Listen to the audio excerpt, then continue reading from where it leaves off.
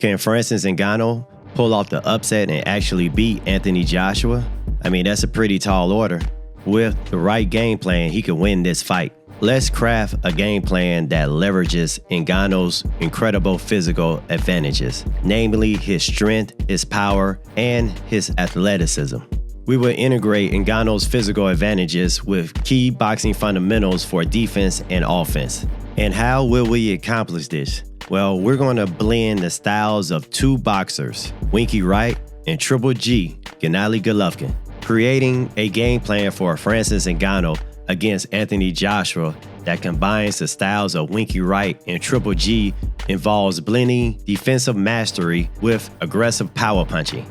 This hybrid style for Ngannou would involve starting each round with a strong defensive posture, using the high guard and king ring generalship to assess and react to Joshua's strategy. Throughout the fight, Ngannou should utilize a heavy jab to maintain distance and create openings for his power punches. As the fight progresses, incorporating pressure fighting and body work will be essential to exhaust Joshua physically and mentally, making him more susceptible to Ngannou's knockout power. This combined approach takes advantage of Ngannou's striking power and athletic ability while addressing the need for a solid defensive strategy against a skilled boxer like Joshua. The key to Ngannou's success will be his ability to adapt these techniques to his natural fighting style and the unique dynamics of a boxing match, something that will require intensive training and sparring leading up to the fight. Here's how elements from both fighters' styles could be utilized.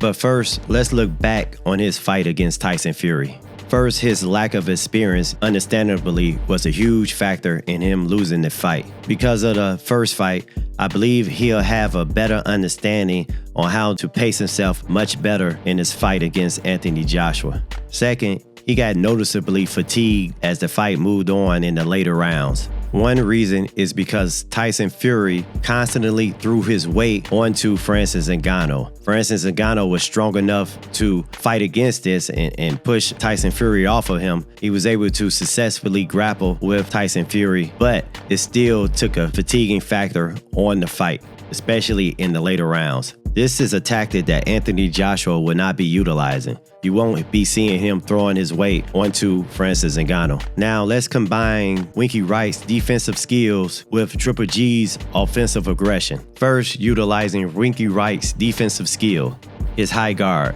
Ngannou should adopt Wright's high guard to protect himself against Joshua's powerful combinations, his uppercuts and straight rights specifically. This defensive posture can help Ngannou absorb and deflect punches while maintaining a position to counter. Second, jab mastery. Like Wright, Ngannou could use a strong, consistent jab to control the distance, disrupt Joshua's rhythm, and set up his power shots. This is crucial in managing the pace of the fight and keeping Joshua at a manageable range. Third, lateral movement. Instead of moving straight back, Ngannou should incorporate lateral movement to avoid Joshua's powerful combinations. This will help Ngannou stay out of the corners and off ropes, places where Joshua could do significant damage. Incorporating Triple G's offensive aggression, pressure fighting. Borrowing from Triple G's playbook, Ngannou needs to apply pressure intelligently, cutting off the ring and forcing Joshua into uncomfortable positions. This will limit Joshua's ability to use his jab and set up his own power punches. Body punches. To wear Joshua down, Ngannou should target the body early and often, mixing in body shots with attacks to the head. Triple G's success with body punching could serve Ngannou well, especially given his power. Power punching with precision. Ngannou must not rely on his power alone, but should aim to punch with precision. Like Triple G, he should look for openings to land clean, hard shots, especially when Joshua is against the ropes or in the corner. Here's the pathway to victory. You start with defense. Begin the fight using a high guard and lateral movement, assessing Joshua's approach and avoiding his powerful shots early on. Establish the jab. Use the jab to maintain distance and control the pace of the fight, just as Wright would. This will also open opportunities for power shots. Body work. Early in the fight, invest in body shots to slow Joshua down, making it easier to land significant punches in the later rounds. Cut off the ring. Employ Triple G's technique of cutting off the ring to pressure Joshua, limiting his movement and forcing exchanges on Ngannou's terms. Look for the finish. As the fight progresses and Joshua potentially begins to tire from the bodywork and pressure, Ngannou should look to increase his power output, aiming for precision strikes to secure a win.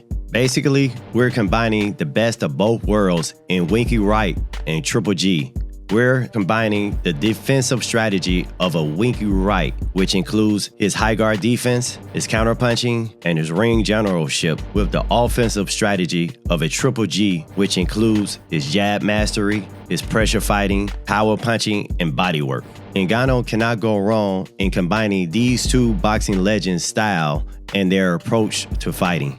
This strategy leverages Ngannou's natural power and athleticism while incorporating proven boxing techniques that can neutralize some of Joshua's advantages. Because of Ngannou's relative inexperience in boxing compared to Joshua, focusing on a robust defense and strategic offense could provide him the best chance for the win.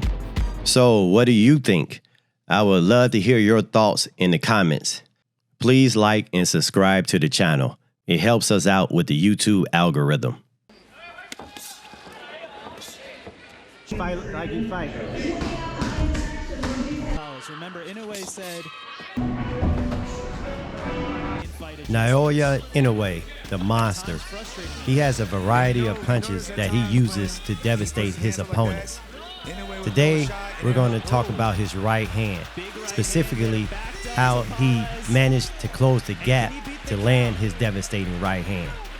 Inoue is a very talented fighter who uses his extreme athleticism to quickly close the distance in order to land his hard right hand. So let's break down the skill that he uses to close the distance to land his right hand. But just how hard he hits, you knew he was going to break through the guard and start touching that chin just like that. There's 3 types of footwork that you have to learn if you want to attack like Inoue. We got the pop step, we got skating, and we got the pendulum step. Today, we're going to break down how to skate. Skating is what I call it, and this technique Inoue uses to cover distance in order to land a hard right hand.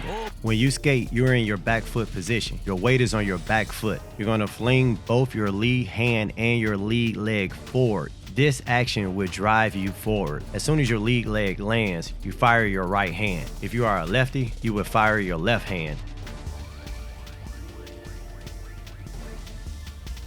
Here we see Inoue skate to an aborted attack. He immediately pops off the line. This is where that bad news come in, fellas. It takes years of drilling and practice to be able to do this without thinking. Here we see Inoue skate backwards defensively. You will only skate backwards from the front foot position.